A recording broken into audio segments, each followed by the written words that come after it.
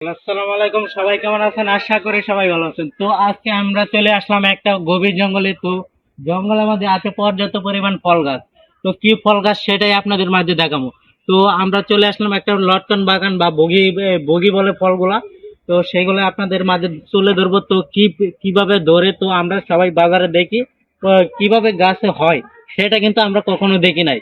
আজকে আপনাদের মাঝে তুলে ধরবো যে কিভাবে লটকন গাছে ধরে এবং গাছের গোড়া থেকে এবং আগ পর্যন্ত লটকন ধরে। তো চলেন দেখে যাক।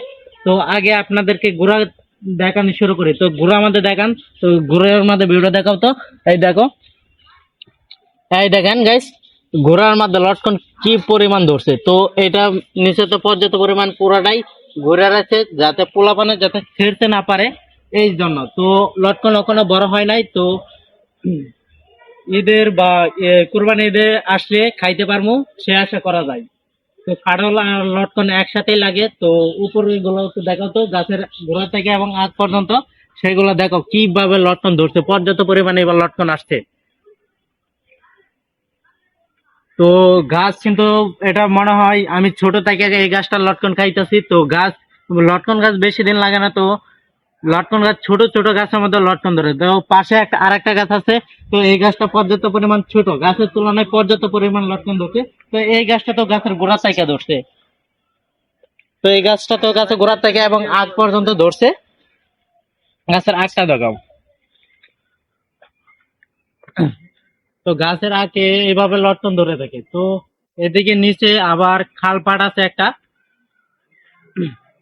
তো খালটাও দেখাও নিচে, যাতে একটু করে তারপর ছোট করো। হ্যাঁ, তাহলে দেখাও। তো এদিকে নিয়েও, এদিক দিয়ে একটা খালপাট, খালপাড়ের পারেই আমাদের এই লটকন গাছ।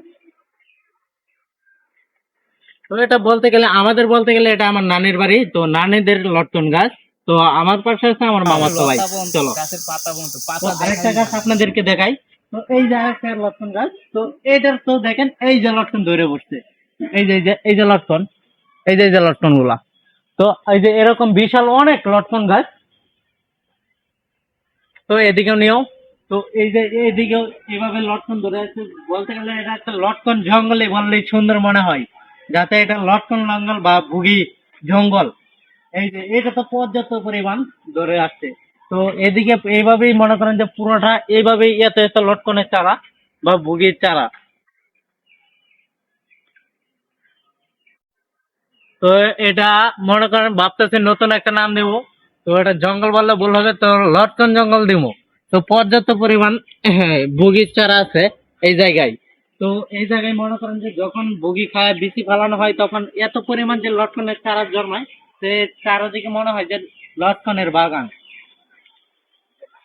তো এদিকে চলে আসো। তো আমরা আরেকটা লটকন গাছ দেখি, আরেকটা ছোট, আরেকটা আপনাদেরকে চারা দেখে যাবো। তো এই যে আরেকটি চারা, এটা বয়সের তুলনায় অনেক ফল দিছে। তো চারাটা অল্প বয়স হলে কি হবে, অনেক ফল দিয়েছে।